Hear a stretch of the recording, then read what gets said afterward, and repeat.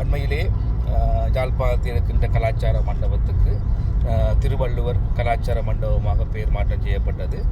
அந்த பெயர் மாற்றத்திலே தமிழுக்கு 3வது இடம் வழங்கப்பட்ட தொடர்பாக யாழ்ப்பாணத்திலே வாழுகின்ற மக்கள் மட்டுமல்லாது உலகத்திலும் வாழுகின்ற தமிழ் மக்களால் கரிசனை வெளியிடப்பட்டது. அது தொடர்பாக இந்திய துணை தூதரத்தை தொடர்பு கொண்டு நான் இன்றைய தினம் கேட்டிருந்தேன்.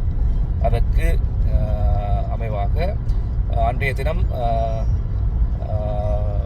பெயர் திறப்பு விழாவிலே டிஜிட்டல் திரை ஊடாக மட்டுமே அந்த பெயர் திறக்கப்பட்டதும் அதிலே தவறு நிகழ்ந்திருப்பதாகவும் ஏற்றுக்கொண்டார்கள்.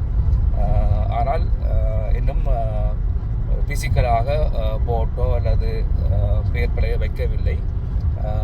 பலாலி விமான நிலையத்திலே காணப்படுகின்ற அந்த பெயர் பலகையை பார்க்கின்ற பொழுது முதலிலே தமிழிலும் இரண்டாவதாக சிங்கள மொழியிலும் 3வதாக ஆங்கில மொழியிலுமே இடம்பெற்றிருக்கும்.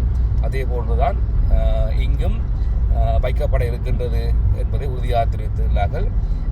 எனவே எதிர்காலத்திலே அந்த பெயரை நிரந்தரமாக பெயர் பலகை எழுதுகின்ற பொழுது முதலில் தமிழ் மொழிக்கும், அடுத்ததாக சிங்கள மொழிக்கும், அடுத்ததாக ஆங்கில மொழிக்கும் முன்னுரிமை வழங்கப்படும் என உறுதிப்படுத்தப்பட்டது. நன்றி.